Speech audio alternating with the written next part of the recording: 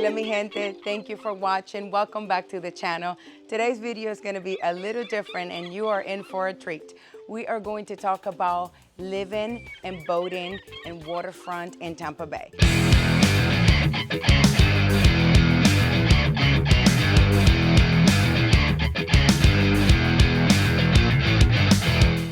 So it is fabulous to live on the water in Tampa Bay, as you know, and Tampa is very famous for all the waterfront properties. We have so much to offer out here, and I want to show you a few areas where you want to watch for. There are four main things that are very important to me to pay attention to when it comes to boating around Tampa Bay and living in waterfront.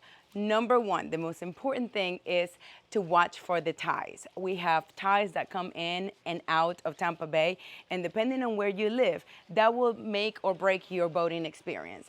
First, if you watch right here, you'll see that it's big bodies of water. So the canal is very wide.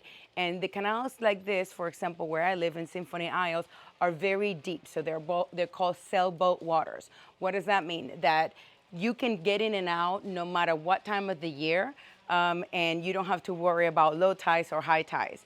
But if you live on the river, for example, up in Tampa Bay, one of the rivers, there's many rivers. That's why it's called a brown bottom bay, because all the rivers end up in the bay. But if you live on the river, the tides are more significant, and you have to watch out because sometimes you can't get in or out, or sometimes you leave and not able to get in on your dock. So very, very important to watch for the tides. There are other communities here closer to outside of Tampa, or closer to the larger bodies of water, if you will, in Apollo Beach, that are still very finicky when it comes to tides, because they have lifts and things like that, and you have to watch out for those tides. So very, very important topic, again, that will make or break your boating experience in Tampa Bay. Number two, ask yourself, what kind of boating do you want to do? Are you a fisherman, woman? Are you somebody that's going to go out, that are gonna have four engines and just, go out and go fishing, deep sea fishing, things like that? Or are you the boating or boater type that goes just to the beach to relax?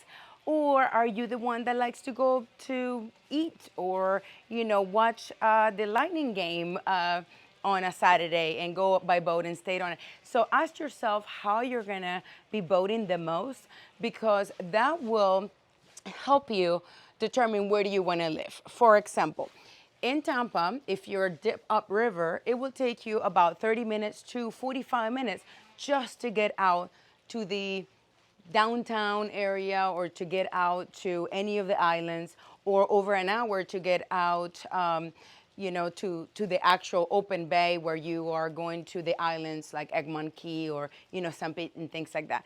So the time frame, obviously, you want to take that into consideration. If you are in the southern part of Hillsborough County, like in Apollo Beach or Ruskin or Gibsonton or anywhere in here, it would take you a lot less, depending on the size of your boat. From here to, let's say, Egmont Key, St. Pete is about 30 minutes. So what type of boating you're going to do? For example, for me, I'm a deck boat type of person, and I like to go to the islands. I like to go to the restaurants, bars, or, downtown kind of. So everything is within 30 minutes distance-wise. And I love that because actually it's closer to get anywhere in Tampa Bay by boat than it is by car sometimes, because you don't have any traffic. So it is fantastic. The number third thing that you want to watch out for, or that you want to consider, is services.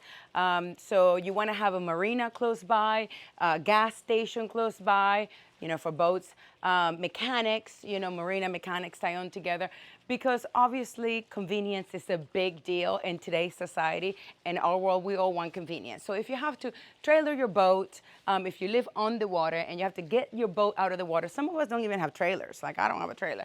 So if you have to get your boat out of the water and take it to the marina, it's like a whole ordeal, hours worth of work just to get in through that process. But if you live near one and they have mechanics and things like that, it's like a 15-minute, 20-minute boat ride. It's actually enjoyable to do so. So, pay attention to that. You know, boat clubs and things like that are so much fun. A lot of people join boat clubs, marinas, yacht clubs. I shouldn't call them boat clubs, they're called yacht clubs, depending on the size of your boat. For me, I have a tiny little boat that I can handle myself, so I don't need to belong to any yacht clubs, and all of my friends are boaters, so I have plenty of people that I can jump on their yachts. But as far as for me, you know, the marina's very convenient, very important. Gas, you know, again, restaurants, all of that be at water. And the last thing that I wanted to point out is the I mentioned the proximity, I mentioned the services, I mentioned the ties, what's important to you. And the last thing I wanted to point out is if you're willing or you're looking to move to Tampa Bay and considering living on the water, why not try going boating first? Our brokerage offers a service that takes you, if you're looking to move to the water, takes you out in Tampa Bay and shows you around Tampa by water, by boat.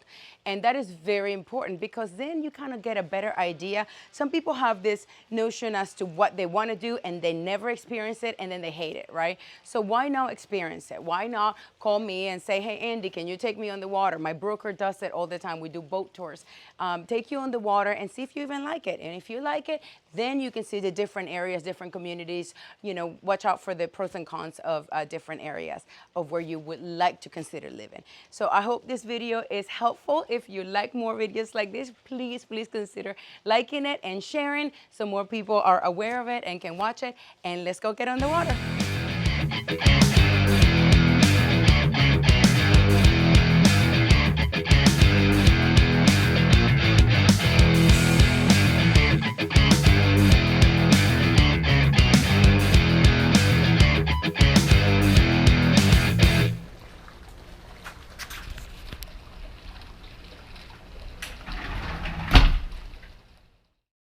All right, boating in Tampa Bay is so much fun, and there's so many places you can go. St. Pete is right there, about 30 minutes by boat, depending the size of your boat. But most importantly, they have restaurants, festivals, all kinds of fun things that you want to participate in. And it's just amazing that we can be there that close by boat within 30 minutes. The Skyway is also that way, and you can go, once you go under the Skyway, you can go to Egmont Keys, about 40 minutes on a boat this size. If you have a bigger boat, it's probably closer. That's Beer Can Island, 5 minutes from all of this, is very famous. They sold it a few years ago, and the owners built a bar and slides and all kinds of goody stuff. And then downtown is right after Beer Can Island. So downtown is another 30 minutes. There's bar hopping, there is amateur works up the river, Ritz in the river, you name it. There's so much to do. There's the Cafe Colombia. But a lot of us from here go there. Let's say you want to go to the Lightning game, and you can rent a dock at the Marriott, a slip, and then basically sleep overnight, stay on your boat, walk across the street, and then go to the Lightning game. So there is so much to do by boat in Tampa Bay area. It's fantastic. Please reach out if you're considering moving into the waterfront property, and I'll tell you all about it. You have to watch out for certain things.